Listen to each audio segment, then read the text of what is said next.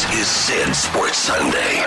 Driven by Ramsey Mazda. Around the country, around New York. The stories you're talking about. The stats you need. Packers looking to strike first. Fake it. Rodgers on time. A strike to Jimmy Graham. Touchdown, Packers. The edge you need. Reeves gives it to Kamara. He's got a huge opening. And he's able to get past the secondary and take off for his third touchdown of the game. These are the moments you won't forget. 19-yard line. Garner back to pass. Over the middle and picked off. Flag on the field. To Sean Gibson, the man who hauls in the interception. This is Sid Sports Sunday, driven by Ramsey Mazda on 77 WABC. Here's your ball game. Fourth down. Desperate time. Oh, he tried to lateral it. He was trying to lateral it to Sanders. And instead, it goes down to the ground. Now, Sid Rosenberg. Coming to you live, 17 floors above Madison Square Garden on this rainy Sunday morning in New York City. It is Sid Sports Sunday for a week 5 of the National Football League, brought to you by Ramsey Mazda and a host of others. And what a show we've got planned for you today, folks, until 10 o'clock this morning. In fact, coming up next hour, as the Giants look to get their second win of the year, a tough one today in Carolina against the Panthers. We'll talk to the all-time Giant great, a guy that I think is the best football player ever. I've got him ahead of Tom Brady, Jim Brown, Jerry Rice, you name it. The great number 56, Lawrence Taylor, will be here. That's coming up in the 9 o'clock hour. Also, the Hockey Rangers started this season last Thursday. And, of course, we do more than just football on this show. Rangers got it going on Thursday night. They lost at home 3-2 to Nashville. Really lousy showing last night, a 3-1 loss in Buffalo to the Sabres. The Rangers will play their third game of the season in Carolina, like the Giants, both the Giants and the Rangers in North Carolina. That's later on tonight, and we'll talk to one of the best players on the Rangers, number 22 in your Ranger program, defenseman Kevin Shattenkirk, will be here today. And this hour, and this guy's a great guest. He's a wonderful author. His book on Derek Jeter, As Good as It Gets. His book on Arnold Palmer and Jack Nicklaus, As Good as It Gets. He's an ESPN radio host, and his new book is out called Belichick. We'll talk to the very talented Ian O'Connor coming up this hour. Talking about Belichick, week 5 of the NFL did start Thursday night. Record-breaking night for Tom Brady. The Pats do it again. They beat the Colts easily, 38-24, and they improved New England to 3-2, and they're right there again by the top of the AFC East. The Dolphins are 3-1, but Dolphins have a tough one in Cincinnati today. So we're going to go around the league as we do. We've got 5 stringers at the biggest games of the day, including the Giants in Carolina for the Panthers, the Jets hosting Denver at home in about 5 hours. But we'll start today with fights, I guess. I guess you can call it fight. I don't know. I'm a boxing guy. I know boxing is dying. HBO, no more boxing. Showtime, maybe no more boxing. But I love boxing. I've never liked UFC. I've never liked MMA. I understand the whole Conor thing. He's entertaining and blah, blah, blah. Don't like the sport. Never did. And last night in Las Vegas, they did feature UFC 229. Look, my co-host mornings, and I say this all the time, and I'm just right. I'm just right. Bernie and Sid in the morning is the best morning show in the country. And if that makes me brash or arrogant, tough. It just is. Tomorrow, for example, Chaz Palminteri, Peter King, Vern Lundquist. It's just an array of different genres every single morning. Now, Bernie, he loves UFC. That's his favorite sport. And Mike Gunzelman, the very fine executive producer of this show, he loves it too. So Bernie and Guns like it. You know it's for morons. And I love both of you guys. It's a stupid sport. The fighters are just, they're so over the top. It's like, and I know, listen, they're real athletes. They beat the hell out of each other. They're tough guys, but it's wrestling. And what happened last night in Las Vegas, above and beyond the fact that McGregor lost again to the big Russian Khabib, which Gunzelman, I think, were you surprised? It was wild. Now, you know that Conor was an underdog last night. Oh, believe me, I lost $100 on it, yes. Okay, so the result of the fight was not a big surprise. But what was not a big surprise because the fans are degenerates, worse than the boxers, the fighters, I should say. But what was a bit of a surprise was the melee that occurred in the ring, outside the ring. Las Vegas last night was 10 times worse than any Mike Tyson fight. In fact, Tyson even tweeted that. I mean, people died after Tyson fights. Tupac got killed after a Tyson fight. I was there, all those fights in the lobby of the MGM. But this last night, this was despicable. Wild. You guys love it. Wild, great. Lowlifes. The fighter, Khabib, jumps into the crowd and attacks a member of the crowd after he won. Dana White says this guy may not be able to get back into the country. Dana White's not happy about it. By the way, he hasn't gotten paid yet, Khabib. They're holding his purse because the police got involved. I mean, just, the sport to begin with. I know you guys, it's good. The sport to begin with, I know other people like it. I'm not saying, I used to make fun of NASCAR. Listen, lawyers, doctors, scientists, they like NASCAR, and they like this sport too. But I promise you, the two idiots that jumped in the ring after the fight and punched McGregor, and the people duking it out in the lobby after those were not doctors and lawyers, bro. Okay? They were not. So anyway, Khabib wins the fight, and then I guess he's got some type of beef with McGregor and McGregor's corner. Is that right, Guns? Yeah, they literally hate each other. It was Russia versus Ireland last night, it was wild. Doggo. So he's got a beef. So the fight ends, and then Khabib, what does he do? He runs over to Conor's corner and starts hitting people? No, he climbs over the cage after he wins and fights people in the crowd that Conor was friends with. Oh, so if Conor's friends in the crowd, he starts beating up. Yeah, and then... it's like Nicky Fotiu at a Boston Bruin game. He goes to the fourth row and just starts throwing haymakers at people in the crowd. It was... Now, when did this... how long into the fight was the fight over? Fourth round, he choked out McGregor. Choked out McGregor in the fourth round. All right, so here is... So Khabib's in big trouble. They held his purse. His visa may be revoked, I guess. He gets the win, but in essence, he really lost. Here's Khabib after the fight. I know this is not my best side. This is not my best side. I'm human being. I don't understand how people can talk about I jump on the cage. What about he talk about my religion? He talk about my country. He talk about my father. He come to Brooklyn and he broke bus. He almost killed a couple people. What about this? Sounds like Trump and the Democrats, if you ask me. Well, he said it first, and then I said it, then he said it, then I said it. By the way, how exciting was that yesterday? I know we're not doing politics like we do on Bernie and Sid in the morning on this show, but I watched all that college football yesterday, and a lot of drama. A lot of drama. We'll talk to Joe Lisi from GoForThe2.com later on this morning, but that Kavanaugh confirmation, and that's a win for America. That's a big win yesterday. You know how I feel about Trump. You know what I do on Monday mornings and the rest of the week. That is a big win. That's a more important win, Kavanaugh, than Khabib beating McGregor. But maybe the most important win of all yesterday, the most important win of all, came courtesy of Aaron Judge. Swung on, there it goes, deep left center. It is high, it is far, it is gone.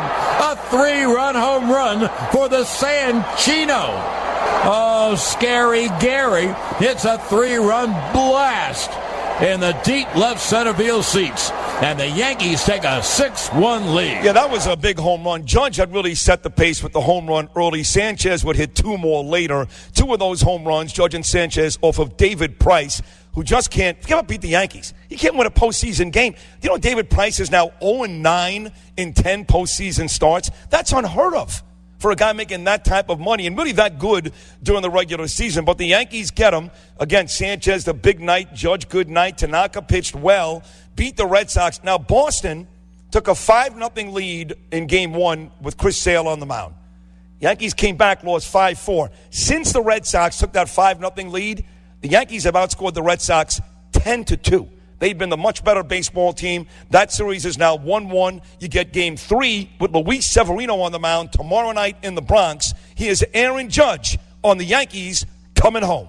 We can't wait. I know our fans are waiting for us to come back home, especially with this, series tied, 1-1 like that, and we got 2 games at home. It's going to be huge, so we just got to keep going out there and playing our game and see what happens. Monday and Tuesday in the Bronx, if need be, the Game 5. The tiebreaker would be Thursday night. the rubber, I should say, in Boston if, in fact, the Yankees don't take the next two in the Bronx. The other American League Series has the Astros, who won the World Series last year.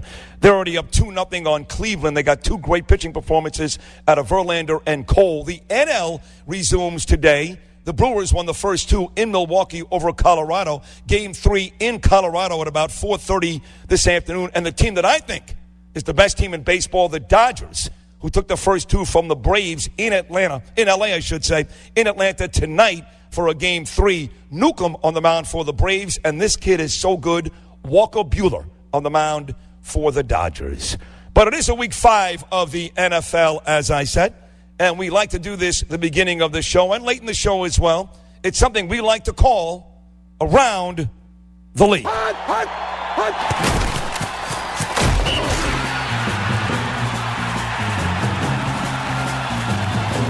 Around the League brought to you by my dear friend Pete Morgan and the fine folks at Peerless Boilers. Upgrade your boiler today with a 95% efficient Peerless Boiler Combi. Start saving big on your heat and hot water bills today. Go to peerlessboilers.com, put in your zip code, and find a friendly dealer near you. Remember, Peerless Boilers, America's best built boilers.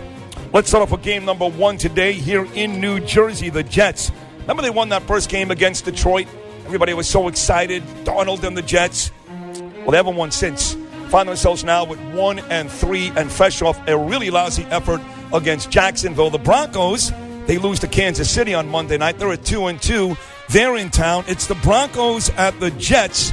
Peter Schwartz, WCBS and WFAN is live at MetLife Stadium. My dear buddy Peter. Peter, good morning. The Broncos at the Jets. Good morning, Sid. It is the beginning of a 3-game homestand for the Jets today and a critical matchup for them, as you pointed out, 1-3, 3 straight losses.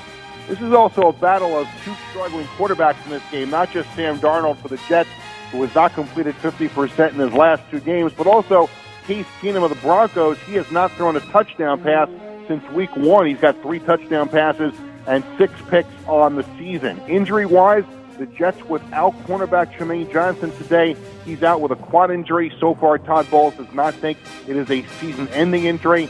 Safety Marcus May questionable with ankle and foot injuries. He was limited in practice all week. The Broncos have won 5 of the last 6 meetings against the Jets.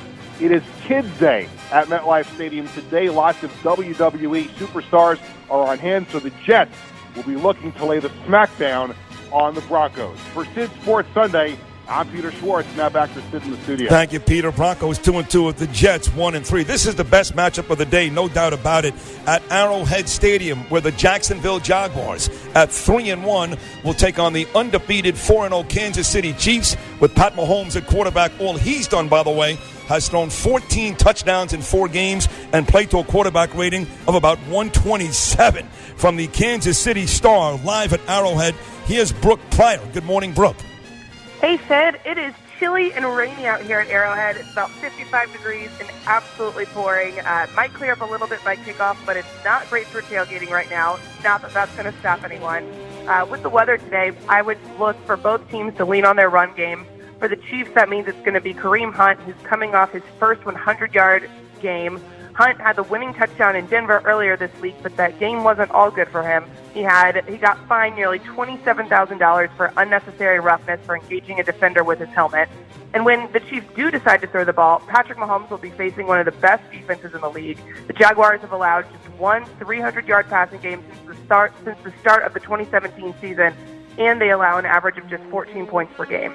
Mahomes has 14 touchdown throws and no interceptions, but he'll be going up against corner Jalen Ramsey, who's already done his fair share of trash talking with wide receiver or punt return specialist Tyreek Hill this week. And for the Jaguars offense, look for TJ Yeldon to be the guy to watch, because with Leonard Fournette out with a hamstring injury, Yeldon's going to be the go-to guy on the ground. He's a fourth-year guy who's battled plenty of injuries in his career, but with, like I said, with Fournette out, he's going to be the guy that this offense runs through. Against the Jets last week, he had 18 carries for 52 yards and a touchdown, and he caught 3 passes from Blake Bortles for 48 yards and another touchdown.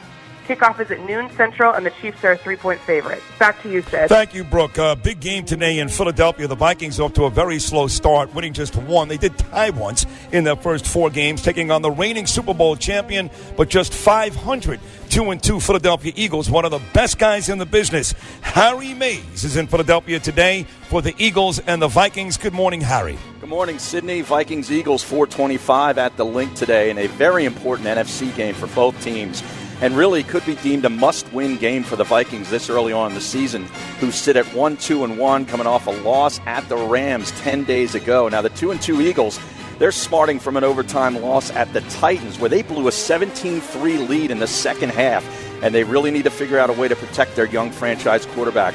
Carson Wentz, who's been sacked 9 times in 2 games already and hit a bunch more since returning from knee surgery. Offensive line breakdowns and issues with running backs on blitz pickups have led to all the hits on Wentz. Look for a left guard shuffle today. Sayamalo may be in for Wisniewski. The Eagles' defense will be without Derek Barnett at defensive end, and they're going to need to step up against Minnesota's aerial attack with Kirk Cousins ranked 5th in yards passing per game in the league. The Eagles will also be without Darren Sproles, and the Vikings are not expecting Dalvin Cook to play, rather, as he is battling a hamstring. Minnesota will also be missing Tayshaun Bauer and Everson Griffin at defensive end, and cornerbacks Trey Waynes dealing with a concussion and Marcus Sherrills with a rib injury. Temperatures will be in the mid-70s at game time with a chance of rain late. The Eagles are favored by 3. For Sid Sports Sunday, I'm Harry Mays at the Link. Thank you, Harry. Great job. Here's an interesting matchup today. Both of these teams playing sub-500 football. Hard to believe. The Falcons, they've won just once, taking on a Steeler team fresh up a loss to the Baltimore Ravens last Sunday night at 1-2-1. Heinz Field, the Falcons at the Steelers.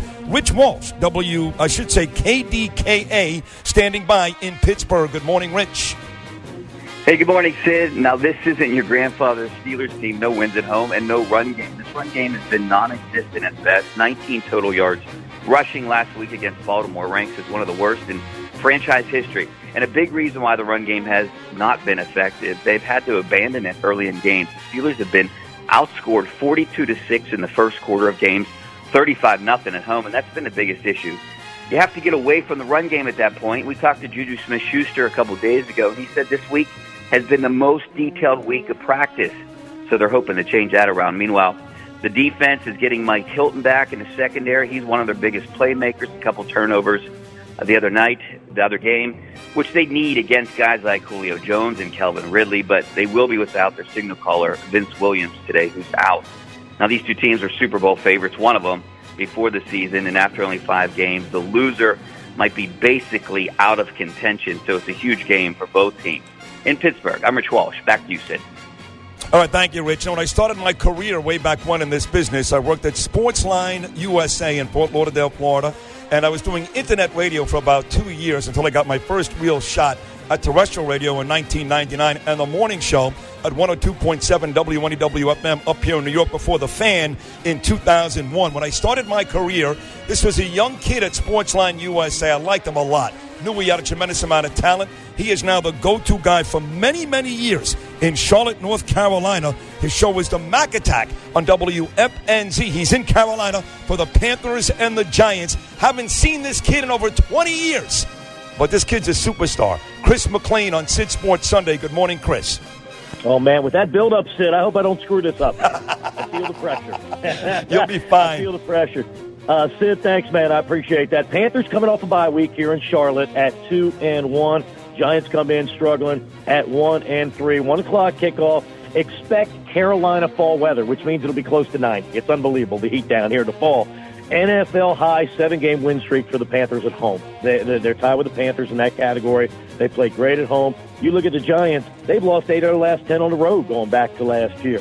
The Panthers, it's simple. They want to pound the football on the ground. Number 1 rush offense in the league, 166 yards per game. Christian McCaffrey in his second year is becoming that full running back that everybody expected when he was taken in the top 10. 184 rush yards last time out against the Bengals.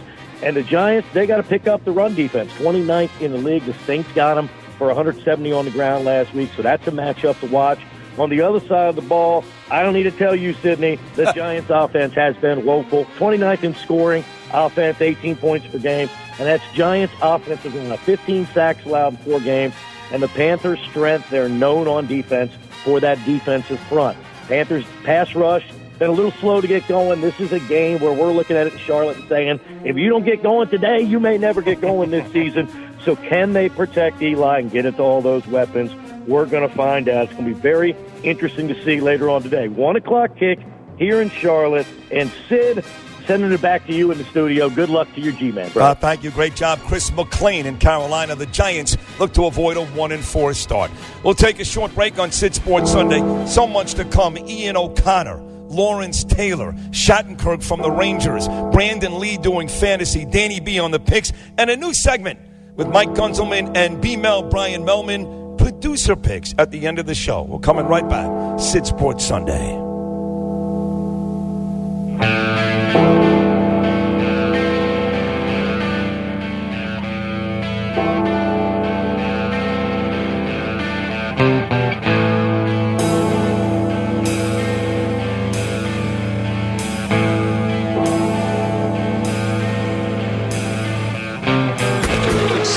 Sunday, driven by Ramsey Mazda. 77 WABC. 77 WABC. Let's go! Don't miss a minute of Sid Sports Sunday, driven by Ramsey Mazda. Get him on demand when you want it. Let's go!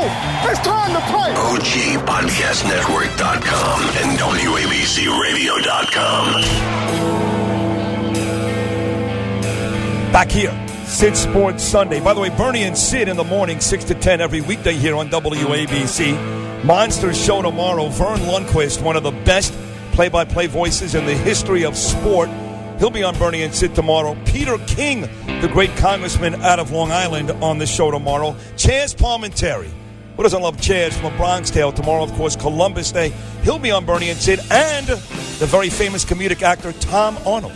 All 4 of those guys on Bernie and Sid in the morning, coming up tomorrow.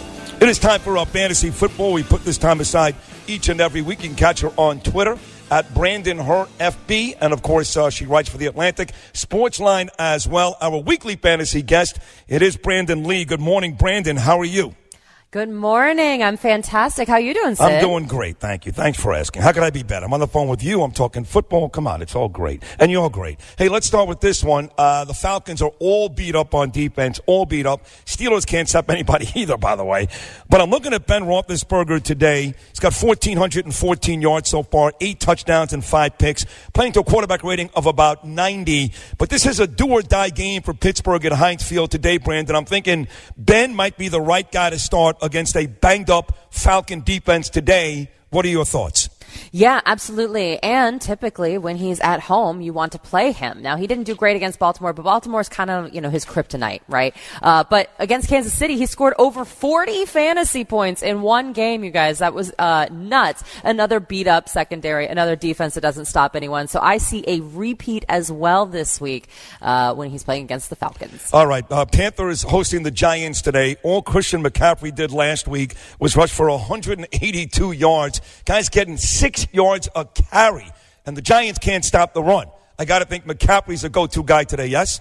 Yeah, absolutely. And it'd be really fun if he could score a touchdown. Cam Newton has 3 this season. Amon-Ra has 1. McCaffrey has 0. Wow. Bizarre world that we live in. But, yeah, I think this is going to be a pretty darn big game for him. All right, Chiefs and Jaguars, best game of the day. You got the best defense in football for the Jags, the most explosive offense. Mahomes has thrown 14 touchdowns in all 4 wins, plays to a quarterback rating of about 127. You'd want to start this guy every week, right, Brandon? But what about this Jacksonville defense? Oh, yeah. And in terms of fantasy, last week was definitely his worst week. He still scored just under 26 fantasy points. That's his floor. So, we may see a new floor. I still think it'll be in the 20-point range. So for fantasy, those are great numbers. You still play him. But, yes, this is going to be his biggest challenge. But, man, he's facing them in Arrowhead. That's a really good circumstance to be in. Talk about some running backs. I think Joe Connor today for the Steelers. I know Bell will be back week 7 for Pittsburgh. But Connor today against Atlanta. Atlanta. Some other guys are going to throw at you that may be interesting. Joe Mixon, Bengals against the Dolphins, and maybe T.J. Yeldon for the injured Leonard Fournette. Jacksonville, Kansas City doesn't stop the run. What do you think about a guy like T.J. Yeldon today? Yeah, I think you have to start T.J. Yeldon because there's so many injuries. Speaking of Joe Mixon, they said they don't think it's going to be a full snap count for this guy. You definitely want to keep your eyes out. This is why you need to be looking at and listening to radio all the way up until the second that they kick off the ball, because all of a sudden one of these guys does a little something funky before the game, and all of a sudden he's not sitting anymore. Right. He's not playing anymore. That happened with Marcus Mariota. Remember when he was suited up, and then they sat him the whole game. So, but T.J. Yeldon, he's someone that I'm definitely looking for. They're going to have to score points. Jacksonville has to score points. Yes, yes. Kansas City is going to find a way to score, even against the best defense in the National Football League. One more, Brandon. Everybody wants one of these every single week. A lot of pressure on you, I get it. But who is the Brandon Lee Sleeper of the Week for a Week 5 of the NFL? Oh, Sleeper of the Week. Oh, man. You know what? I think that if you're going down the line here and you're looking at everyone here, I think that the Denver Broncos and the New York Jets actually have a lot of people that no one's going to play. Quincy Enunwa has 8 or more targets in all but one game. Quincy Enunwa is the man there. And if you look at what people are able to do against the Broncos, it's those short passes that people have been able to kind of get off the ground here. So I actually think Quincy Enunwa is going to be very high full-point PPR play that almost no one's going to play because they're playing the Broncos. I like it. Okay, Brandon Lee, of course, you can find her stuff again at Twitter, at Brandon her FBB, and she's on The Atlantic as well. Is that not right, Guns? What are you telling me here? Brandon, ask her for her Twitter. Brandon, what is your Twitter, your exact Twitter address? You know what? It's Brandon her FFB as in fantasy football. Brandon her FFB, fantasy football. That makes sense. Close, really close. Close enough. Hey, listen, you were great again. You're great every single week. Enjoy the football today, and we'll talk again before a Week 6 next Sunday. Thank you. Thank you. All right, great job, Brandon Lee. We're going to take a short break. When we get back, Patriots beat the Colts to start Week 5 on Thursday night. They put up 38 points. They're back to 3-2. In fact, the Dolphins lost to the Bengals today will put the Patriots right back in first place. There's a new book out. It's titled Belichick, and it's written by Ian O'Connor, one of the best sports authors in the business today. We're going to talk to Ian O'Connor on his brand new book, Belichick, right after these words.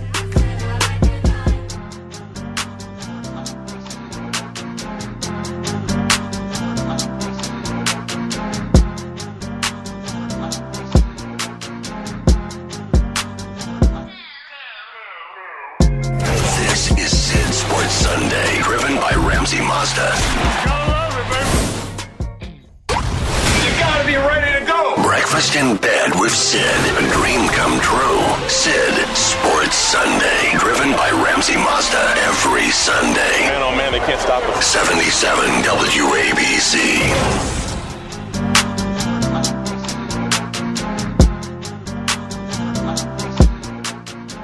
So Week 5 started, of course, with the Patriots, fresh off their demolition of the Dolphins last week, looking very good again, right? Went out there and beat up the Colts, 38-24. Tom Brady breaking all kinds of records, 500 touchdowns, whatever the hell he's got, I don't know.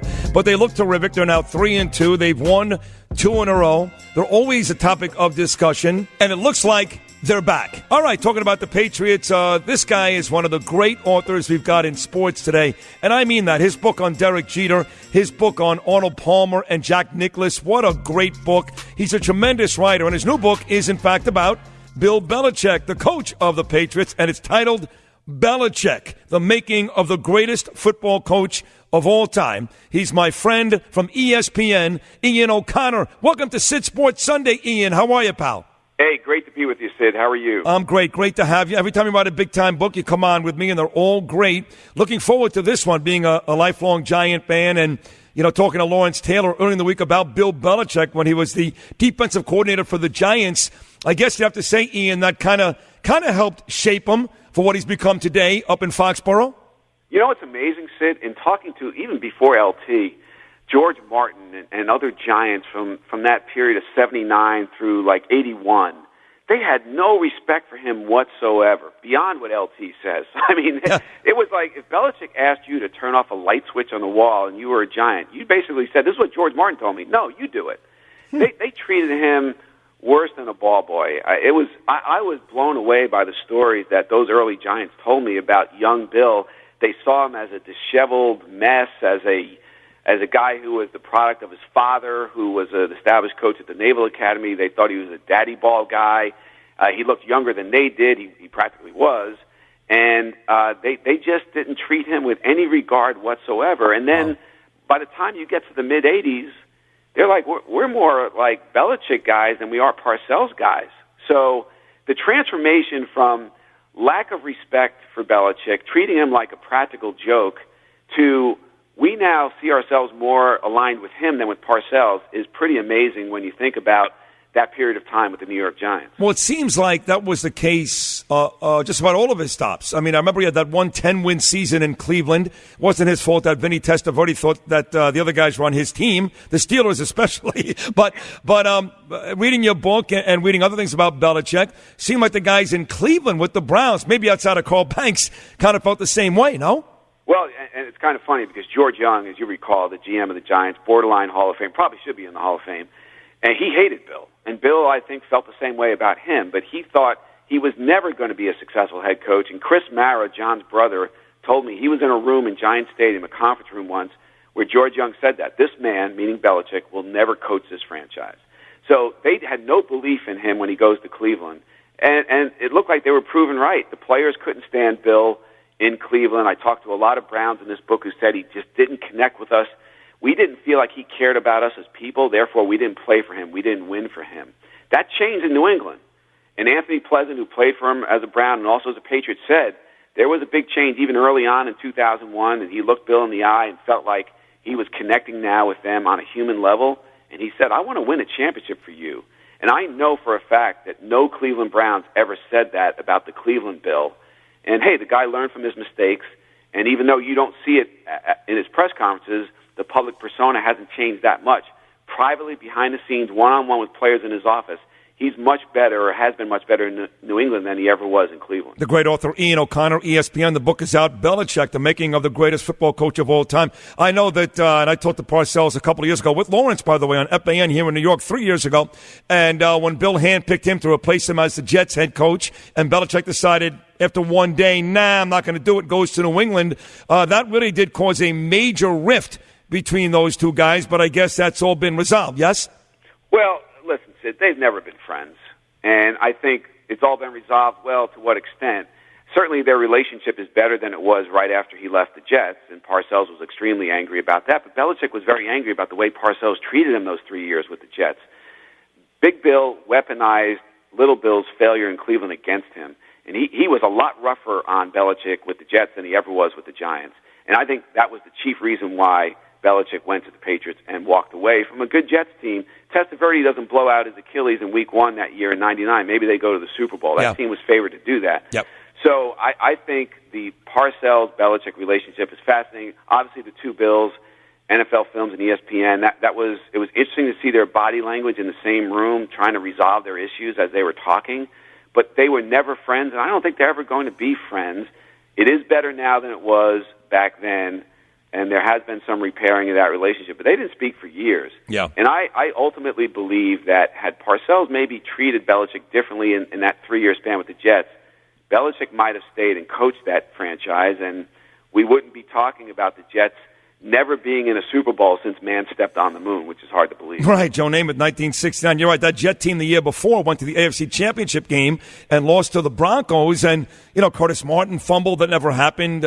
Keith Byers fumbled, but they were very, very close. Hey, Ian, let's talk about New England now. The beauty about this book is you really go into some fine details about some of the big controversies, whether it's Spygate. I want to get into all that, but what is the real relationship? Let's get right to the bottom line, Ian O'Connor. What is the real relationship between head coach Bill Belichick and his superstar quarterback, Tom Brady? Always transactional. In other words, all business, no love, no warmth. They've never been to dinner even once, Sid. And so now, that said, it's the greatest coach-quarterback partnership in the history of the league, so it worked. Who cares if they liked each other or loved each other? They didn't. They had great respect for each other. And Tom always knew Bill was the best coach in the league, and Bill knew that Tom was the best quarterback, if not the most talented quarterback. And so the partnership worked until last year. And last year, with Alex Guerrero, that situation, the benching of Malcolm Butler, which really angered Brady, and just 18 years of unforgiving, unrelenting coaching by Belichick caught up to Brady. And my sources told me in late March even he was thinking of walking away rather than playing one more season under Belichick. Now, they survived that meltdown. In a way, Sid, it's almost remarkable. It took 18 years to get to that point where they had this fracture. But I think they're okay now. I think it's functioning. I think they're going to win one more ring together in the next 2 to 3 years. I don't know about this year. That roster still looks a little thin to me. But it's functioning. And when Brady has needed love and affection, because he's a pretty warm guy in talking to many of his friends, he gets it from Robert Kraft. That is the bromance. And when those two have issues with Bill, they talk to each other about them. They live right next to each other. And so Brady gets that affection from the owner that he has never gotten from Belichick, the coach. Well, you talk about marginalizing his trainer, Alex Guerrero. You talked about benching defensive back Malcolm Butler before the Super Bowl loss to the Eagles. But one thing you did not mention just now, Ian, that you do mention in the book, which is also an issue between Belichick and Brady, is I guess you say that Belichick thought that Brady was guilty in Deflategate and maybe didn't do a very good job of expressing what really happened. Well, I'll say this, and this is what I reported in the book. In the early days of Deflategate, okay, and you saw Tom Brady's, that first press conference was a very wobbly, indecisive performance by him. Belichick wasn't alone. There were a lot of people in that organization who had serious doubts about Brady's claim that he had nothing to do with this, okay? Now, when some science came in, particularly New England-based science, that said, hey, maybe it was the ideal gas law, or it was the ideal gas law that could account for this, then they rallied around that, and they put aside their doubts about Brady, and it made sense to do that. The circumstantial evidence still is what it is, and Brady's performance in that press conference, I can tell you this much, Brady's family, his camp, if you will, was very unhappy that Belichick dumped the whole case in the quarterback's lap. You remember what Belichick said. He said to reporters, you go ask Tom about his preference as it relates to game balls. I don't know anything about it. So that was Belichick saying, Spygate was my gate. This gate is going to be Tom's gate. I'm not taking two of these. And I actually believe Belichick had, if Deflategate happened, I believe he had nothing to do with it. I really do. And I talked to many people around the league who don't like Bill, who believed his story on Deflategate. Didn't believe his story on Spygate, that he merely misinterpreted the rule. They clearly thought he intentionally cheated in that case, but actually did buy his explanation as it related to Deflategate. Now, whether you disqualify him as the greatest coach ever because of those two cases, if you do, I think that's a fair opinion to have. It's just not one that I share. No, me either. I actually do think he's the greatest coach of all time. No disrespect to Vince Lombardi or Don. I know David Moranis likes this book as well, by the way, or Don Shula or Paul Brown or Chuck Noll, Landry. I don't care. I do think Belichick is the greatest. So I will tell you this. Belichick has had success in one place, Ian. One place, okay? Had the right quarterback. Thank God for the Bledsoe hit. What if I said to you, a better coach would be a guy that went to 3 or 4 different places, i.e. Bill Parcells, Giants, Jets, Dallas, New England, and took 4 different franchises to the playoffs or made them better franchises by the time he left. Is that not a better barometer of somebody who's a great coach rather than one terrific stay? Well, I think it's a fair point to make, but you have to look at Parcells' record without Belichick. It is not good relative to Parcells' overall record. So I would subtract a pretty big chunk from the argument based on that. Joe Gibbs is the guy who never gets put in the conversation. He won 3 Super Bowls with 3 different quarterbacks who are not in the Hall of Fame. And by the way, was almost had 4. Jay Schrader lost to the Giants in the NFC Championship game. Well, yeah, he certainly is. He belongs in the conversation. But I think Belichick is 1, Lombardi is 2. I went to St. Cecilia High School in Englewood, New Jersey, where Lombardi coached, so that's a tough thing for me to say. Paul Brown is 3. I think Paul Brown, his last 15 years as a head coach, he didn't win a single postseason game. That's a lean stretch.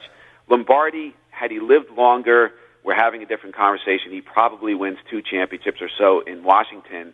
But unfortunately, tragically, that didn't happen. No, it didn't happen. I got to tell you. And again, Lombardi is lore, and I love him too. Giant coordinator. Obviously, the great years in Green Bay. I got to put Shula up there ahead of him. I mean, Shula won in Baltimore, had great teams, went to Miami, won with Greasy, never won a Super Bowl with Dan Marino, but Shula did it in 2 different spots. Yeah, and I would put and it'll be interesting to see if Belichick coaches long enough to try to break the wins record that Shula has. He's still a long ways away from it. He'd have to coach another 7 years to get there. But Shula called him Belichick, and I know that had to hurt. Yeah. Because Shula was always one of the coaches a young Bill looked up to. So we'll see how long he sticks around. I think Belichick and Brady have one more ring in them. I think they'll get to 6, and I think that will secure. He'll break the tie with Lombardi, and I think that will secure his status as the greatest ever. I don't even think he needs it because, as you know, Sid, the NFL of today, and Lombardi didn't have to deal with player movement and free agency. Belichick, you look at the free agency, the salary cap, the draft, and the schedule, all designed to prevent you from doing exactly what he's done, and that is build a dynasty in the modern NFL, which is almost impossible to do. That is a great point. Last one, I make the argument Bill Belichick, like you do, is the greatest NFL coach of all time. I really believe you've got a new greatest coach of all time on Saturdays now, and his name is Nick Saban at Alabama. Right. And I know those two worked together in Cleveland with the Browns. I read in your book it did not go very well. So here you've got the greatest NFL coach up against the greatest college coach.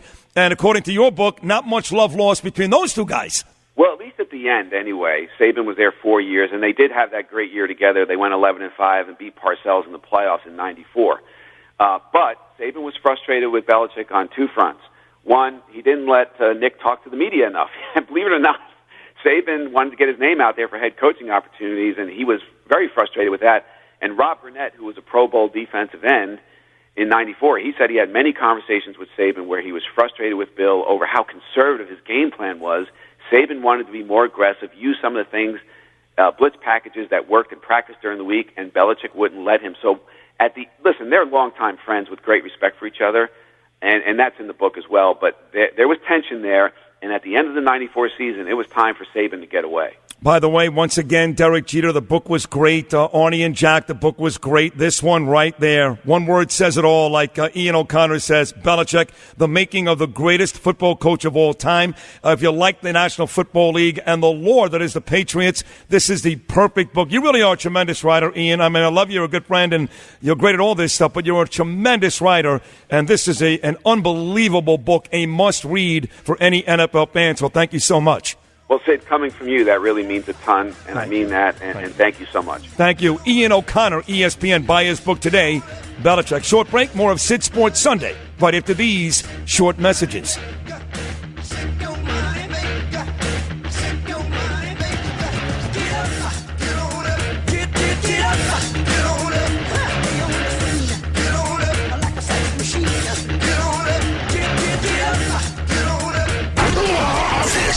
Sid Sports Sunday, driven by Ramsey Mazda every Sunday. 77 WABC. 77 WABC. Free Sid, free sports thinking on demand on the free WABC radio app. Back here on Sid Sports Sunday, I spent a couple of minutes talking college football, as we do each and every week. Joe Lisi, his website is the best, goforthe2.com. It's goforthe2.com. Joe Lisi. Hey, Joe, Alabama did it again yesterday. They put up a 65. Clemson, they needed an easy win. They get it. They beat Wake Forest by 60. And how about those Georgia Bulldogs, Joe Lisi? Yeah, great win by Georgia at home in Athens over Vanderbilt. I mean, number 2 team in the country, said over 560 total yards of offense. I mean, this is a team that you have to look about for the college football playoff, but more importantly, does play LSU next week in Baton Rouge. That will really dictate whether the Georgia Bulldogs are a college football playoff contender. Well, you mentioned LSU in the Swamp yesterday, the Gators. Man, they've come all the way back. It's been a long time since Steve Spurrier and Urban Meyer, but they look like they're back, especially that defense. They look vicious. That was a huge win for the Gators, who now go to 5-1 like LSU over the Tigers in the Swamp. Yeah, great victory. They forced Joe Burrow into 2 interceptions and, more importantly, rushed for 215 yards on an LSU defense that only entered that matchup giving up 103 rushing yards per game, and LSU won 3 of the last 5 by 7.2 points per game. Florida's a team that you have to keep an eye out for the SEC, but they do face Georgia in 2 weeks. So we'll see how Dan Mullen and the crew do, but this is a team that's trending in the right direction. Alabama clearly the best, then Georgia, then you get a bunch of teams, and maybe a bunch of teams means the Irish. You know, Virginia Tech lost that terrible game to Old Dominion 2 weeks ago. They go on the road to Duke last Saturday, and they get an easy win. And everybody was salivating as the hometown Hokies about a touchdown underdog to the Irish. And the Irish go in there. This kid, Ian Book, is the real deal. They kill him.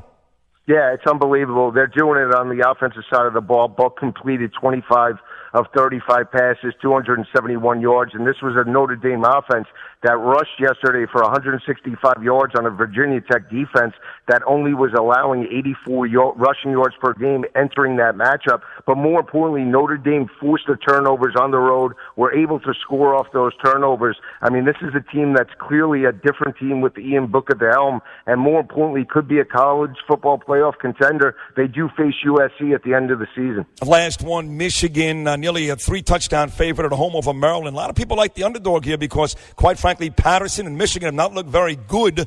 And again, first half, they kind of struggled. They did pull away. What about the Wolverine win yesterday? Yeah, solid Wolverine win. I mean, this was a team in Michigan that held Maryland to 73 passing yards per game in that matchup, and more importantly, was able to put up over 470 yards of total offense. Now, the reason Michigan is trending in the right direction is on the defensive secondary, but they have a tough 3-game stretch.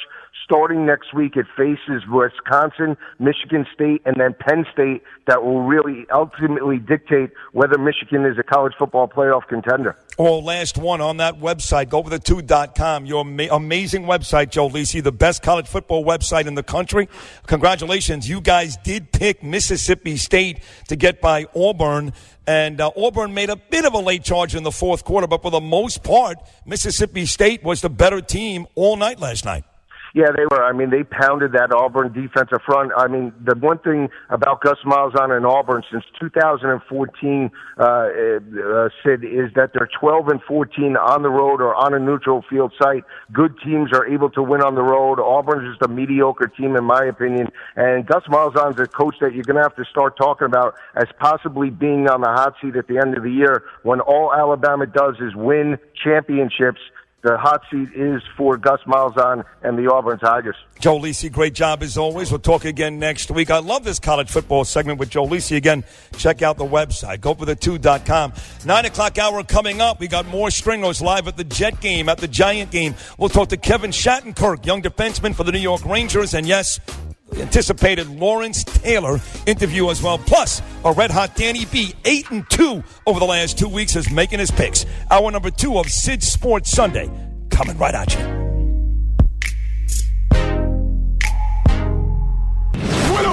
1, 2, 3. Sid Sports Sunday. Every Sunday. The NJDiet.com studios. 77 WABC New York. Cumulus Station. This is Sid Sports Sunday. Driven by Ramsey Mazda. Sid Rosenberg. The stories, the stats, the edge. Mahomes, he's going to try to get there on his own, and he does so with ease. Showtime. The moments. Brady now over 300 yards for the game, 83rd time in his career. Looking for all of it. Unloads to the end zone. Caught by Gordon. Touchdown, Patriots. Every Sunday. Here they are, 2nd and 4. Ben dancing, waiting, throwing, and the catch is made by Brown. Touchdown. This is Sid Sports Sunday, driven by Ramsey Mazda on 77 WABC. Fox snap, sets up 2nd and 12. Bortles has a man. It's Dante Moncrief. Touchdown, Jacksonville. Now, Sid Rosenberg.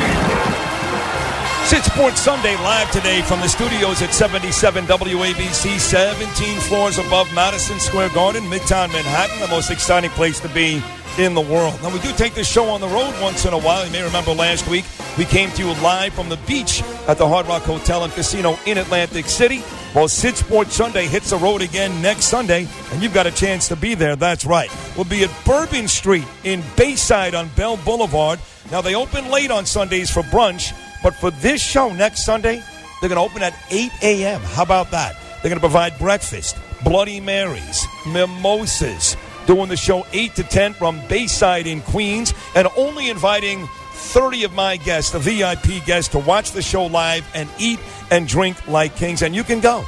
right now. Be calling number 4 at 212-268-WABC, 212-268-9222, and you get a pair of tickets, thanks to Leslie Slender and the Bourbon Street Cafe, to watch me do Sid Sports Sunday live next Sunday from Bell Boulevard in Bayside for a Week 6 of the NFL. Now, baseball, of course, Yankees got the big win last night. Game 3 coming up tomorrow night in the Bronx. That series now been reduced to a best of 3, and the Yanks have the upper hand. They split. That's what you want to do. Luis Severino on the mound for the Yankees. Game 3 tomorrow night. Game 4 Tuesday in the Bronx if needed. They'll play the rubber game, Game 5 at Fenway Park on Thursday night. Astros are up 2-0 in their series against Cleveland. In the NL, both home teams won both home games. Dodgers up 2-0. They are in Atlanta later on tonight. Milwaukee up 2-0. They're in Colorado later on this afternoon. Conor McGregor, he lost last night. A melee at the end of the fight, resulting in this big Russian guy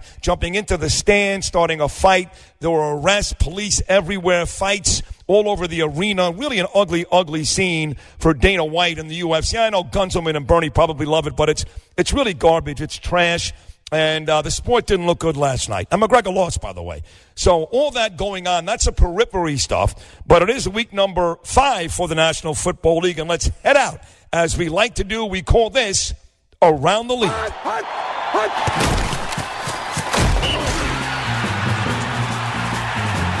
Thank you, Bruce. Excellent job. Around the League brought to you by my dear friend Pete Morgan and the fine folks at Peerless Borders. Upgrade your boarder today with a 95% efficient Peerless Border Combi and start saving big on your hot and heat water bills today. Go to peerlessborders.com. Put in your zip code. You'll find a friendly dealer near you. And remember, Peerless Borders, that is America's best built borders. Driven by Ramsey Mazda, we hit the road Game 1 in New Jersey. Later on this afternoon, the Jets. That first game, they looked great. Beat the Lions on Monday night. Sam Darnold, what's the next? Joe Namath. Well, they haven't won since. In town, a 2-2 Denver Bronco team fresh off a loss to Kansas City on Monday Night Football. Peter Schwartz, one of the best in the business, locally here at CBS and WFAN, is live at MetLife Stadium for the Jets and the Broncos. Good morning, Peter. Good morning, Sid. You know, the Jets have maintained, even since that first game of the season, that they have seen positive signs out of Sam Darnold, but he has not completed 50% of his passes over the last couple of games. Today against the Broncos, he'll be looking to his main man, Quincy Enunwa, who is having a terrific start to the season, 21 catches for 278 yards. But the Jets would like to see Robbie Anderson get more involved. He's only got 8 catches for 108 yards, so they'll look to get him more involved today. Now, the Jets defensively, a different look today. Now, they're not going to have Tremaine Johnson. He's out with a quad, but also head coach Todd Bowles expected to do the play calling because the Jets will be without defensive coordinator Casey Rogers. Not at practice on Friday. He had an illness. The Jets are saying that it's serious. They're not disclosing what the illness is, but he is not going to coach today. Todd Bowles was visibly shaken when talking to the reporters about it on Friday. So best wishes go out to Casey Rogers. The Jets are not sure when he'll be back, but in any event, it'll be the Jets and Broncos today at MetLife Stadium, a 1 o'clock kickoff. And for Sid Sports Sunday, I'm Peter Schwartz. Now back to Sid in the studio. Pete, before you run away from me here, Isaiah Crowell, this is the guy that had the video of a cop's head being sliced off, which was really, really gross. Now the guy's like wiping his ass, and he gets a sponsorship deal with Dude Wipes. Why does Crowell continue to get rewarded for really being, a lowlife? Well, you know what? I completely agree with you, Sid, and I was actually really grossed out when I saw that that night and watching the game with my kids. You know, I have 2 boys who play youth football, and I was disgusted when I saw him do that. So to me, I don't know how you get rewarded for that. If I was Todd Bowles, I would have benched the guy for the rest of that game to send the message. Yeah. So this is a guy that's obviously now got a little bit of a checkered history with this kind of behavior. And if I'm the Jets, I keep a close eye because if this guy does anything like that again, there's no reason to keep him on your roster. Couldn't agree more. Peter, excellent job as always. Peter Schwartz, CBS WFAN Broncos at the Jets. Best game of the day features the best defense in the NFL, the 3-1 Jacksonville Jaguars at the best offense in the NFL. 4-0 Kansas City Chiefs and their phenom quarterback Pat Mahomes. Brooke Pryor with the Kansas City Star is live at Arrowhead Stadium. Good morning, Brooke. Hey, Sid. It is chilly and rainy out here at Arrowhead. It's about 55 degrees, and it's just absolutely pouring, but it might clear up a little bit by kickoff, although that weather is not going to stop anybody from tailgating out there. And because the Chiefs practiced in an absolute downpour at training camp on the last day, they might have the edge, but even so, I think both teams are going to end up leaning on their run game. And for the Chiefs, that means that things are going to run through Kareem Hunt, who's coming off his first 100-yard game of the season. Hunt scored the game-winning touchdown in Denver earlier this week, but that game wasn't all good for him. He got fined nearly $27,000 for unnecessary roughness for engaging a defender with his helmet. And when the Chiefs do decide to throw the ball, Patrick Mahomes will be facing one of the best defenses in the league. The Jaguars have allowed just one 300-yard passing game since the start of the 2017 season, and they only allow an average of about 14 points a game. Mahomes has 14 touchdown throws and no interceptions, but today he'll be going against corner Jalen Ramsey, who's already been doing his fair share of trash-talking with wide receiver Tyreek Hill. And for the Jags offense, running back TJ Yeldon is the guy to watch. With Leonard Fournette out with a hamstring injury, Yeldon will be the go-to guy on the ground. He's a fourth-year player who's battled injuries in his career, but with Fournette gone this week, he's primed for the spotlight. Against the Jets last week, he had 18 carries for 52 yards and a touchdown, and he's a versatile threat. He also caught 3 passes from Blake Bortles for 48 yards and another touchdown. Kickoff is at noon Central, and the Chiefs are a 3-point favorite. Back to you, Seth. Great job, Brooke. Rematch today of last year's NFC Championship game, but both teams are struggling. Vikings find themselves at 1-2-1 with Cousins instead of Keenum, and the Eagles with Wentz back at the helm, they're just 2-2. One of the best radio guys in the business in Philadelphia, Harry Mays, is live right now at Lincoln Financial Field. Good morning, Harry. Good morning, Sydney. Yes, Vikings-Eagles, 4:25 today at the Link, and a big NFC game for both teams. As you mentioned, Minnesota sits at 1-2-1, coming off a loss at the Rams 10 days ago, and they could look at this game as an early must-win. The Eagles, 2-2, smarting after an overtime loss to the Tennessee Titans, where they blew a 17-3 lead in the third quarter, and they just need to figure out a way to keep Carson Wentz vertical. He has been sacked 9 times in 2 games and hit a whole bunch more times since returning from knee surgery. They've had offensive line breakdowns and issues with the backs picking up blitzes. Look for a shuffle at guard today. Wisniewski and Ciamalo may split time. So that's what's led to all the hits on Wentz. And the Eagles' defense, they're going to be without defensive end Derek Barnett. They're going to need to step up to stop Minnesota's aerial attack. And Kirk Cousins, which is ranked 5th in yards passing per game in the league.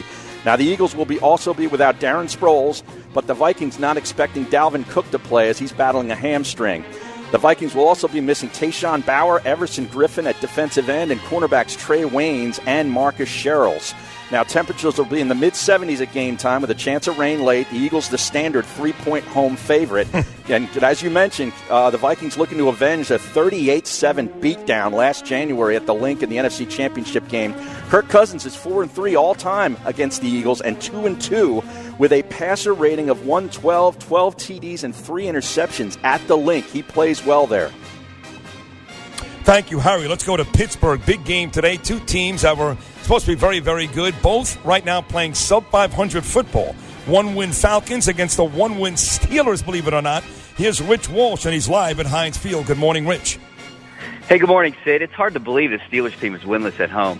0-2 at Heinz Field. Defense has given up a ton of points in the first quarter of games, and the offense has really underachieved. Now, the Steelers' offense without Le'Veon Bell, who's still holding out but could come back after the bye week, hasn't got off to great starts. Outscored 42-6 in the first quarters, 35-0 at home. And that's one of the biggest reasons, other than Bell, that this run game has been non-existent. Always playing from behind. Last week, 19 total yards rushing against Baltimore. Ranks as one of the worst in franchise history. Now, I had a chance to talk to Juju Smith-Schuster in the locker room this week, and he told me this week has been the most detailed week of practice for the Steelers, especially when it comes to the scripted plays at the very beginning of the game. Meanwhile, this defense is getting Mike Hilton back in the secondary. He's one of their biggest playmakers. That'll help against guys like Julio Jones and Calvin Ridley. But they will be without their signal caller, Vince Williams, today, who's out. Now, it's a nice day. It's about 70 right now. It's supposed to get up to about 80. And I would expect a lot of offense with these two questionable defenses. Now, these two teams were 2 of the Super Bowl favorites before the season, and after 5 games, the loser might be basically out of contention, which is unbelievable right now.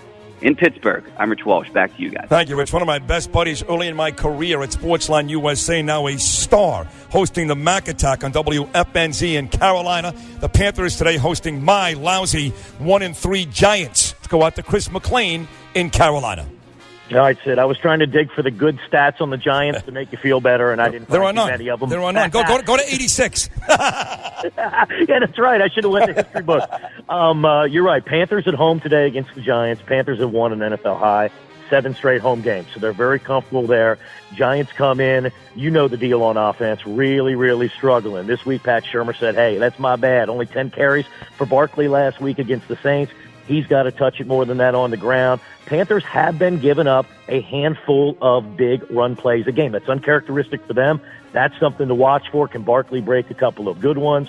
And the Panthers defense, they've been okay, but 13th in the league. That's a little low for the standard that has been set there where this team is traditionally top 7, top 8 defense every year. I found the one good offensive stat for you, Sid. On third down, Eli is the best passer in the league with a 127 quarterback rating. Panthers 4th on third down defense. So that's something to look for on that decisive down. And on the other side of the ball, Carolina's going to want to run this football.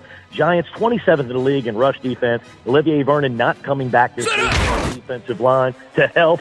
So McCaffrey and Cam Newton should tote it a bunch. We'll see what happens. Also, Giants pass rush, 5 sacks in 4 games.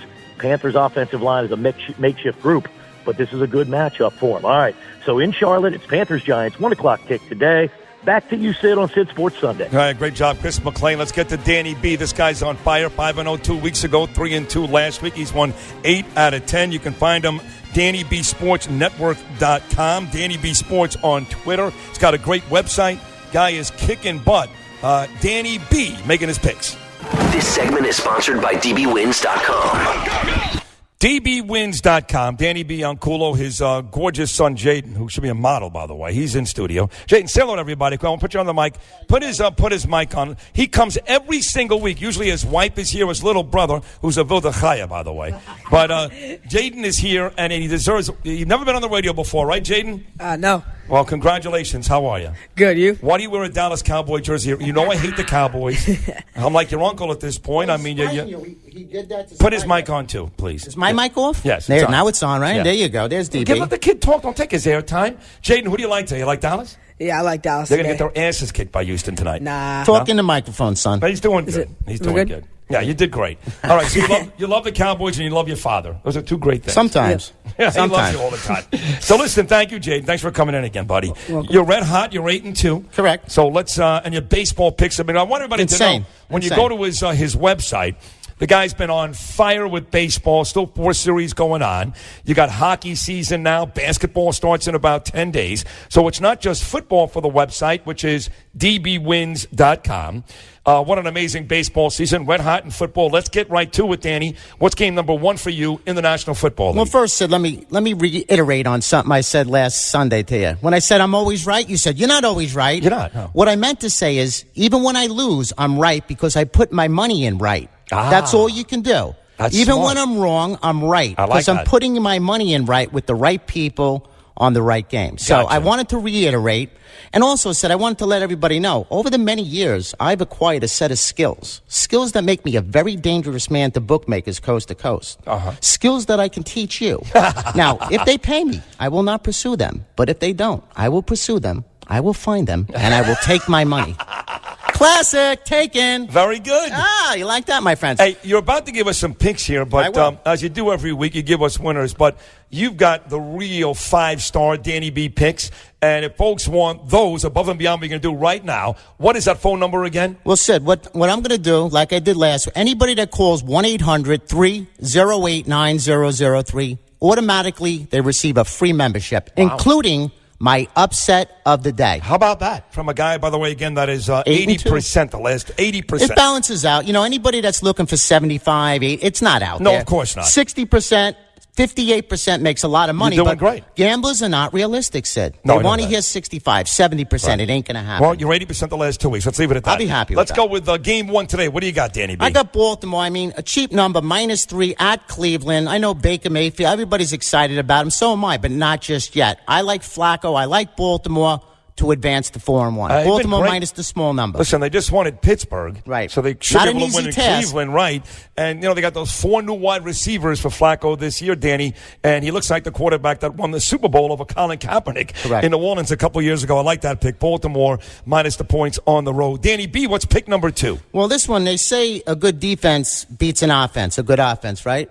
They say that, but that's not always the case. I heard the weather report. That young lady from Kansas City, she's saying it's going to be nasty out. It's going to take away the air attack. But I still like Kansas City minus the small number of 3. You like the minus 3? It's tough, though. I mean, this is going to be a tough game. Defense, offense, weather's not great. But I still have to go with Kansas City to improve to a perfect 5-0. And Jacksonville did lose 2 weeks ago to Tennessee. They rebounded with a win over the Jets last week. Kansas City, you say they'll go to 5-0. Yep. What's pick number 3, Danny B? Well, again, here's another one. A rematch of last year. Eagles, they embarrassed Minnesota championship game. This is not going to be an easy one, but I like the Eagles to cover the 3. I do. Last week, they let me down. They blew a 2-touchdown lead against Tennessee. It's going to happen. Yeah. I had that one in the bag. Yeah. Usually I don't count them till they're over, but I like the Eagles at home laying the small number of minus 3. Well, if you're right, the Vikings will have gone through 5 weeks with 1 win. It's crazy. They gave Kirk Cousins look a lot what's of going money. on. Atlanta, Pittsburgh. No, I know. They're all losing teams. I won't touch that game today. I'll stay. And the local teams I'm off of, the Jets and the Giants. I'm going to watch. I like the Jets today, but you're right. Honestly, they are getting a little love. No, I know they are. I like the over in that Steeler-Falcon game. Okay, so that's 3. That's 3. What's pick number 4, Danny B? We're going to swing over to Monday night. Drew Brees going for the record. 201 yards he needs to break Manning's record? All-time Peyton Manning, the all-time yardage leader in the history of the game. Not happy feet. Not happy feet. We like Washington. Smart money's on Washington. Wow. It dropped from 6.5 down to 6, so I locked in at 6.5 with the Skins. Redskins plus the points in New Orleans. Yes. Alex Smith. And they're coming off of a bye week, right? Right. Okay. That's your first underdog, I think, so far today, right? Of the 4. Yeah, but no, when they call the office, they get the upset. They get the big upset at 1-800-308-9003. Now, these teasers, they've been good to me. I'm going to take Seattle at plus 7.5. We're going to drag them up to plus 14.5. This is going to sound nuts. I love the teaser. I like Seattle without the teaser. Yeah, people maybe even to beat the Rams today. It sounds nuts. A letdown game. Yeah. A letdown game perhaps for the Rams. But That's a Joey Cantone special. Oh, God, you're in trouble there. Wash your hair. Go ahead. Seattle plus 14. He's listening, you know. Wash your hair. Seattle plus 14.5, and I know you're not going to like this. Dallas to plus 10. No! Yes! Sydney. They're going to get... You don't like... You hate my Cowboys. I just hate the That's Cowboys. why he wears that shirt every Sunday, and it does smell, too. You can actually smell his little boy body odor on him. I'm sure. All right, so get quickly here. We got to run here, but give us the 5 picks all over again. All right, we're going to start with Baltimore and Flacco. We're going to go to Kansas City to improve to 5-0. Philadelphia minus 3. Skins on Monday, plus the points, 6.5. And my 7-point teaser, Seattle plus 14.5 to Dallas plus 10. Remember, anybody that calls, free trial membership. Get everything I'm doing today, tomorrow, the rest of the week, plus my underdog of the day. It's going to win outright. 1-800-308-9003. Excellent job. DBWins.com is the website. Danny, red hot, 80% the last 2 weeks. Thank you to Danny Bianculo and his adorable kid, Jaden. What a nice family you've got. Number 21 there. My man. Gonna run wild tonight, Sid. I know. Lawrence Taylor, the great Giant, is coming up in about 20 minutes. But we shift gears, talk some hockey. One of the best players on the Rangers in his second year with the club. They're off to an 0-2 start in Carolina tonight. Kevin Shattenkirk talks puck right after these words. Trying to get my hands on some grand like chorus. Yeah, living the raw deal. 3-course meal, spaghetti, fettuccine, and bill, but still. This segment was sponsored by DBWins.com. Opinions expressed are solely those of the host and DBWins.com and do not necessarily reflect those of WABC or Cumulus Media. Sid Sports Sunday, driven by Ramsey Mazda. 1, 2, 3. 77 WABC. 77 WABC. Spectacular guests, spectacular picks, spectacular sports, spectacular stories. Sid Sports Sunday, driven by Ramsey Mazda. Spectacular. 77 WABC. Spectacular. Huge week here in New York City, of course, all over the country, really, if you're a hockey fan. But we got 3 teams here.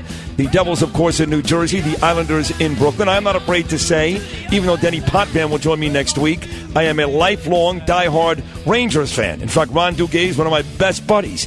So with that said, I'm very excited about this guest on Sid Sports Sunday. You see, not just football, not just college football, not just baseball. We do it all. He's number 22 in your Ranger program, coming back after last season where he played in just 46 games after hurting his knee. One of the best defensemen on the team, and that is Kevin Shattenkirk. Shat, how are you, pal? I'm doing well, Sid. Thanks for having me. How are you? Great to have you. Listen, I know you guys are getting ready for your 3rd game of the season later on tonight, dropping the puck in Carolina. But I do want to ask you this, going back before the last 2 games, going through training camp, new coach. Last year, Vigneault was there. As long as he was there, here I should say, expectations were playoffs, maybe even a challenge for the Cup. Those are not the expectations this year. To be honest, pal, every prognosticator I read before the season started on Thursday didn't even have you guys making the playoffs. Mm-hmm. So you tell me, what was it like this training camp compared to last?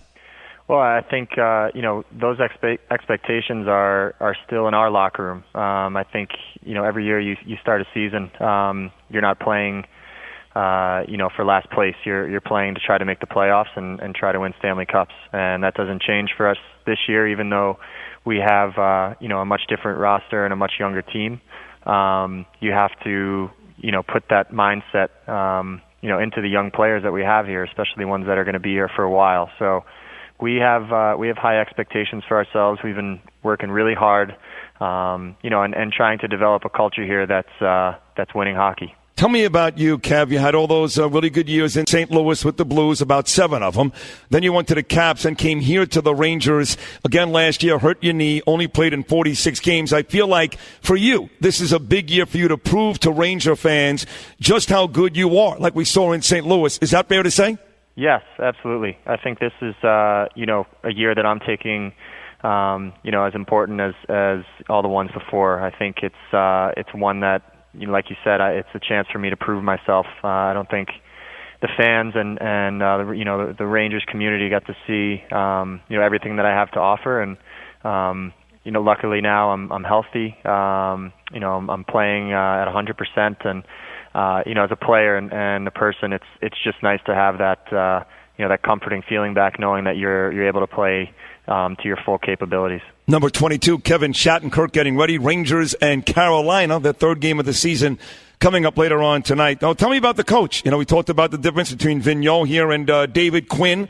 Quinn comes over from Boston University. Everything I've read and seen, Kev, says that he's a real hard ass. Like, he ain't being easy on you guys. First NHL coaching job, doesn't matter. He's going to break your balls till you get it done. Is that a fair description of Coach David Quinn? Yes, it is. It's it's in a good way. I think he never lets you off the hook, and that's something that's important if you're a young player and an older player. I think as you get older in your career, coaches will tend to lay off of you because they think that you know your responsibilities, but it pushes you, it drives you to be better. No matter what, doesn't allow you to take a day off, and for as hard as he can be on you, he's right there to reward you and tell you how good of a job you've done when you do things right. And I think he's just a great communicator, in all aspects. So it's going to be great for our young guys. He really does love coaching and developing players, and hopefully as an older guy and being a part of that crew now on the team, we're setting good examples for them as well and following in Coach's lead. Now, look, we know how important goaltending and defense is, Kev, but you got to score goals, bottom line, to win games. The roster you've got right now scored 169 goals in total last year. I think Gretzky scored more in one season. But to be honest, that's 30 less than what the Buffalo Sabres scored last year, and they were the lowest scoring team in the NHL. So without getting into the roster, we'll do that shortly. You tell me, very simply, can your hockey team put the puck in the opposition's net? Yes, we can. No doubt about it. We're a team that this year is going to be hungrier around the net. I don't think we got to the areas we needed to get to score last year, and that was our problem. We wanted to play on the perimeter, and this year we're we have guys who have a ton of skill on this team, but if you don't work hard, you're not going to score goals, and that's that's simple, right down to even when you're a youth player. So that's what we're getting back into our game, and I think teams are going to be caught off guard when they're losing games 4 or 5-0 to us. Wow. Well, listen, we know about some of the veterans, what we expect from guys like Zuccarello, even Chris Kreider. But some of these young guys have a lot of Ranger fans, Kevin, very, very excited. For example, Philip Keto, a very exciting player. Even Vinny, he's an exciting young player. Mm-hmm. So give the Ranger fans, give us some of the younger guys on this team that you expect are going to step up and become legitimate goal scorers. Well, I think, Mika right now is one of our leaders on offense. He's established. That's now. Zibanejad, by the way. Yeah, right. Mika Zibanejad, and he's someone that we're going to look to play big minutes both offensively and defensively. Philip Hedl is a special player, very dynamic, tremendous amount of speed, and what he can do with the puck, at that top speed is it's what you're seeing a lot around the league right now in guys like Connor McDavid and Austin Matthews, and he's going to be a very special player and hopefully work his way up into those ranks. It's early now, but he definitely has a high ceiling, and we have guys like Brett Howden, who's a really young player but plays the game very smartly. And then Finny Lettieri is a guy who has a lethal shot, loves getting to those hard areas around the net, and he's a bit of a pest. I think Rangers fans are really going to love him because he loves pissing teams off and plays a little salt and vinegar. I love that. Now, on that second line with Zuccarello and I guess Vesey, talking about Kevin Hayes. It's funny, I actually spent a lot of years down in Boca Raton, Florida, and I covered the Panthers, so I covered his brother for many, many seasons down there too. But Kevin, his job here with the Rangers on that second line, feel like a lot of pressure on him this year. Is that fair to say? There is. I think he's, he played under a little bit of pressure last year, going into a year that he needed to perform well for contract reasons, and I think he grew up as well. He matured. He started taking care of himself, away from the ice and in the gym and diet, and it's kind of instilled in him now. And the thing I've noticed about him, this year, even just early on, is that he wants to be put in the big roles. He wants to be put in those big situations. And he's someone who's going to be a huge part of our team this year. I think there's no doubt about it. He's going to play a lot of different roles, but he's someone who I think is a leader by his own right, and he, without knowing it, the way he carries himself, people just tend to follow him. Number 22 in your Ranger program, Kevin Shattenkirk, joining us right now. Rangers in Carolina, Game 3 coming up later on tonight. On the defense side here, you got a couple of veterans, guys like McQuaid and Mark Stahl, obviously.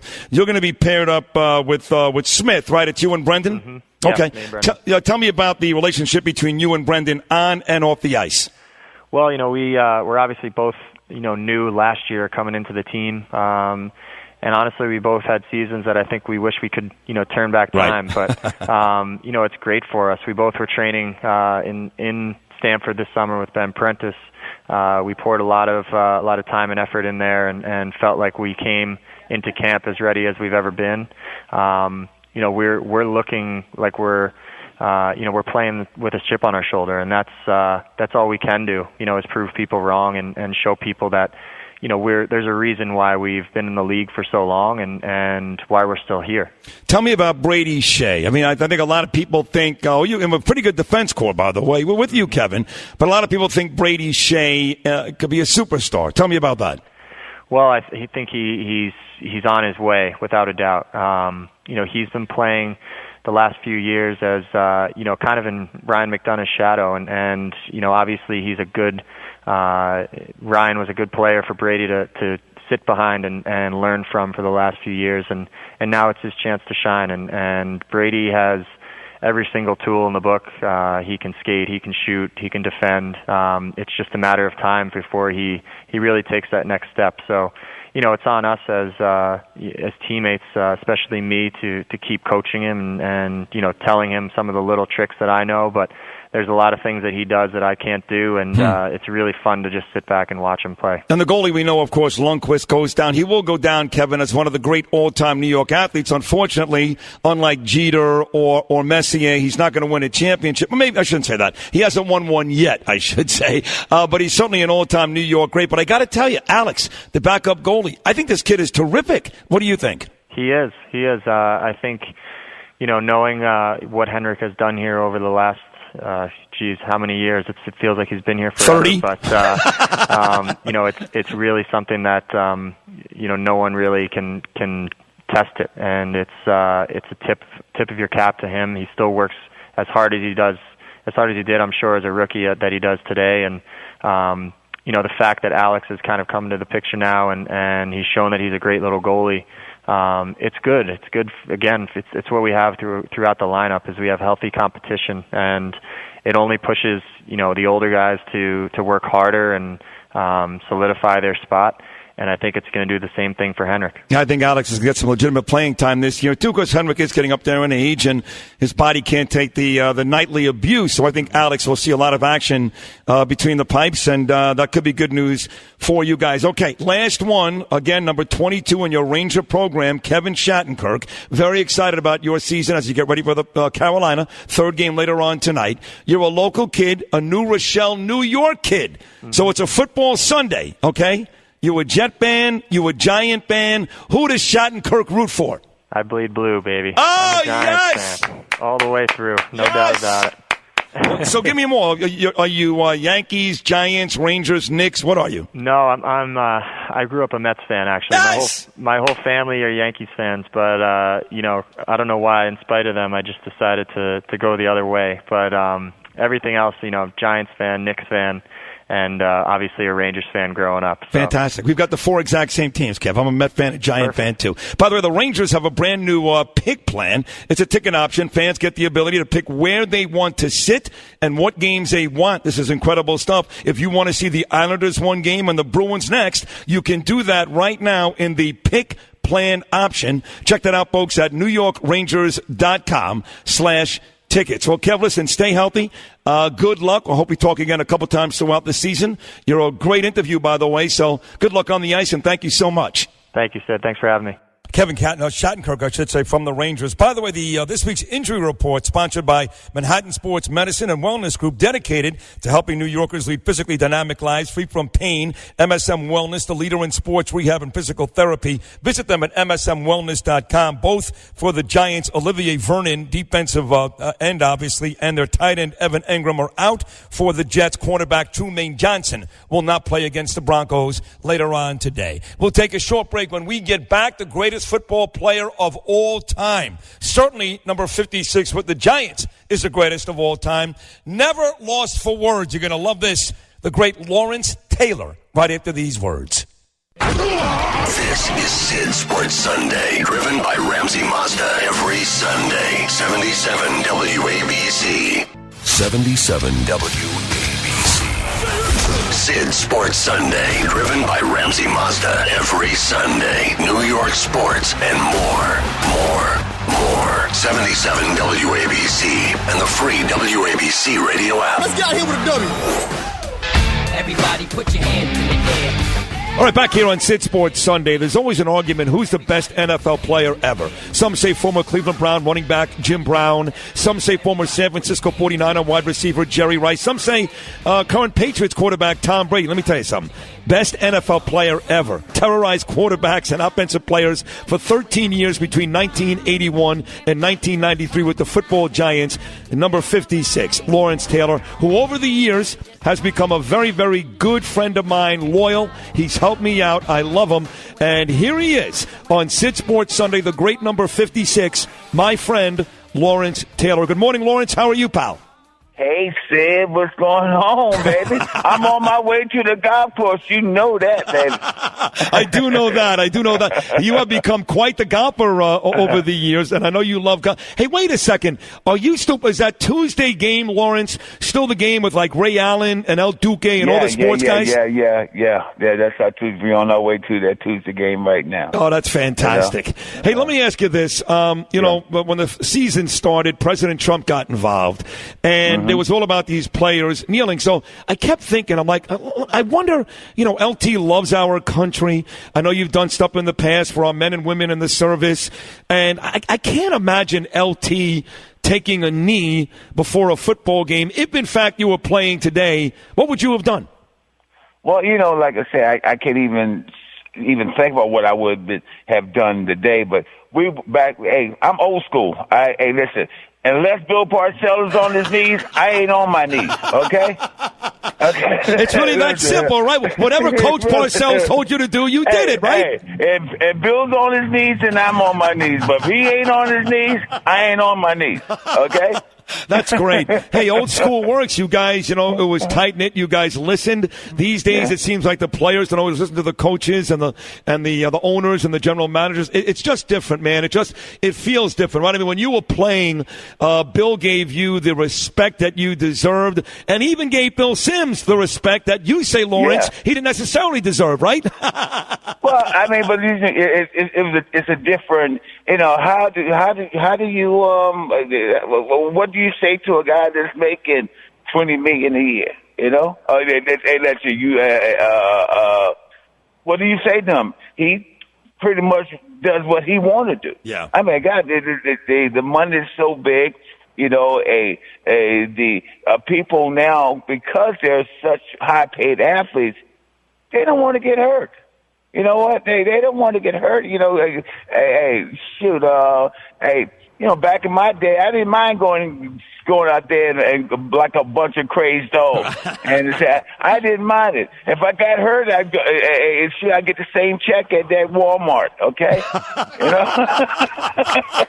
I mean, look, you made good money for your time, Lawrence, but when you consider where you are as the greatest defensive player of all time, and you see what you just talked about, Lawrence, the amount of money some of these guys are making. Now, look, you live a nice life. You're down in Miami. You get to play golf every day. But is there a certain part of Lawrence Taylor that is pissed off? Like, if you're making that money, I was 10 times better than you.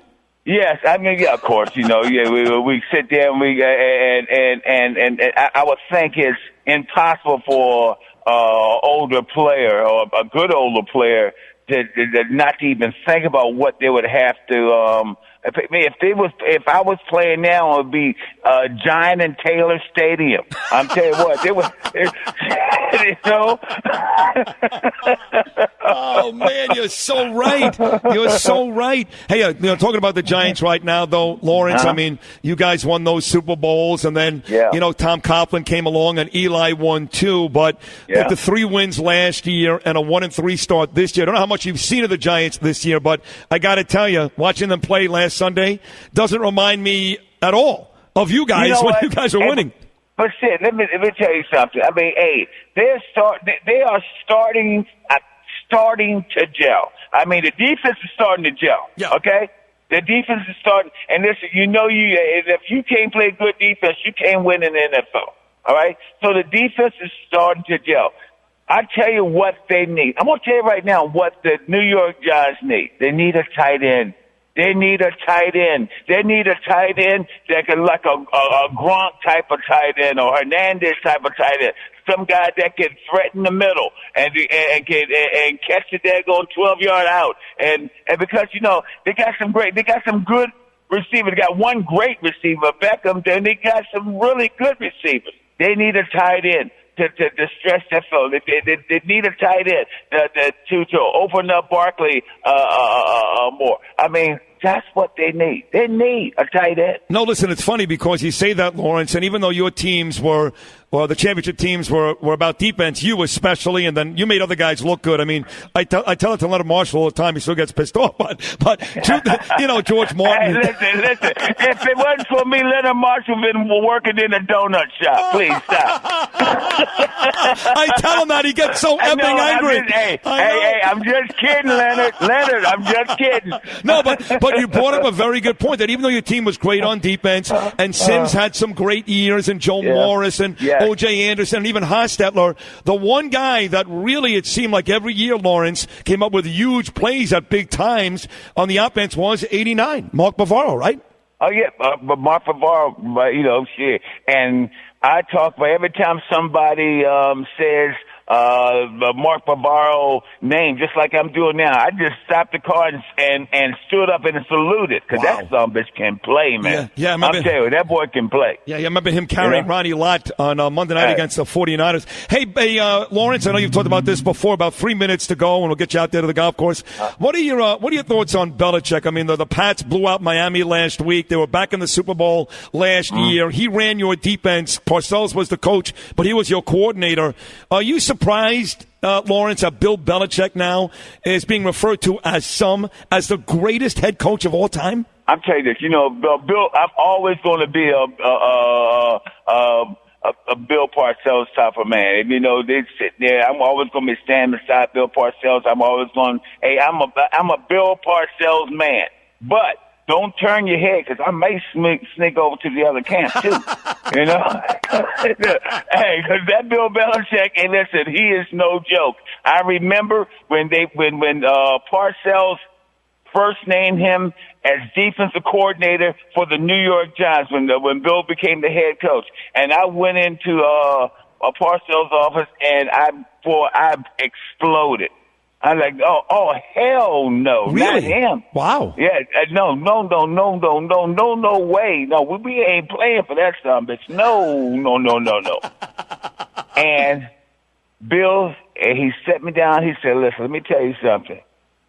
He knows what he's doing. Most of the defense that we play right now are Bill Belichick's design. So we gave him a chance. And don't get me wrong now. Belichick was never, hostile to each other. But right. It's like Bill has a personality is all homemade. Okay? Yeah. That's it. You know. Yeah. But if you want to understand the defense, if you want to understand what we do on Sunday, if you want to be able to apply maximum pressure to a quarterback, you're going to have to listen to that Bill Belichick. Because that's excuse me for saying that some bitch. That some bitch. He knows that game. He's as bad as he can get you during the week is how happy he can make you on the weekend. On Sunday night, right. So a minute and a half to go. I want to ask you about two quarterbacks. We'll let you run. You're the all-time greatest Giant. You're the all-time greatest player in the history of the game, Lawrence. But other great. Thank you. No, you are. Some other great Giants. Anybody from Phil Simms to Frank Gifford to all the way back to that. You okay, Lawrence, putting the current quarterback Eli Manning in that class? Putting the quarter, you have to put him there. Because he played 17 years. I mean, how many guys have missed one game in 17 years? Right. How many people do that? That is unheard of. So, you got to give him credit for that. But if you've got a big game, Lawrence, and you're on defense, would you rather have Eli Manning at quarterback or Phil Simms? Would I? Yeah. No. Phil Simms, my man. I'm sorry. I'm sorry. I'm old school. Oh, okay. Damn right. I'm going to live or die with Phil Simms. You lived a lot. You didn't die all that much. Yeah, really. We didn't die all that much for that. Especially when after I taught him how to play football. Okay. And that didn't come until year 3. So, I taught him how to play football. Because, listen, Phil Simms used to throw the ball. All he wanted to do was throw an 80-yard pass. I said, man, there's a man open 10 yards in front of you. Throw him the goddamn ball. That is great. Oh, my God. And I can see Phil listening to you, too. On the way out, 30 seconds.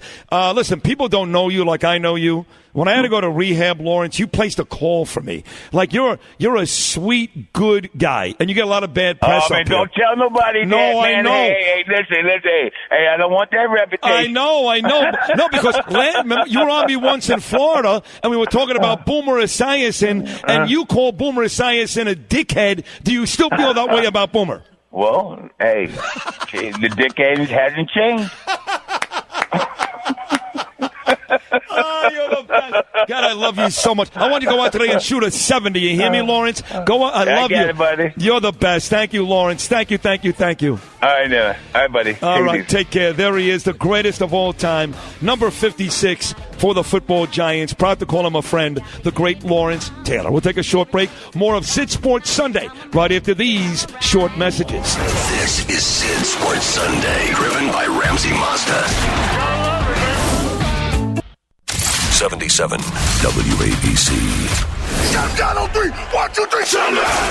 Sid Sports Sunday, driven by Ramsey Mazda. Each and every Sunday morning, 8 to 10. Hey, we'll give it to you.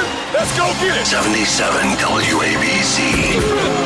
About a minute to go. We're going to wrap it up with a new feature. I call it Producer Picks. We've got two great producers on this show. The executive producer, the great Mike Gunzelman, who's really done an amazing job. Guns, you've been amazing. And the newcomer, B-Mel, Brian Melman, joining us this week. He'll do a lot of stuff with us on the road, like next week in Bayside, Bell Boulevard. Producer Picks. Each guy makes 2 picks against the spread every week. And the winner gets to keep his job as producer. The loser goes to work Big for fan. Mark Malusis. All right, so here we go. What are you 2 picks, Guns? Quick. I got Packers -1.5 and Houston -3.5. Let's go. You got the Packers -1.5 in Detroit against the Lions, and the Texans favored at home over Dallas tonight. Let's go, baby. B-Mel, what do you got, Melman? All right, call me a homer. I'm taking the G-Men, getting 7.5. That's a homer. No question. Saquon, OBJ going to run all day, and Arizona Cardinals getting 4.5. Arizona Cardinals. How David about Johnson, that one? big All right. game. There you have it. Bruce Clayton, great job. Isaiah, great job. Everybody here, hope you guys enjoyed it. Next week in Bell Boulevard in Bayside for week 6 of the NFL. Enjoy the football, everybody. We'll talk to you tomorrow morning at 6 a.m. Bernie and Sid in the morning. Let's go Giants, let's go Jets, and let's go Yanks. See ya.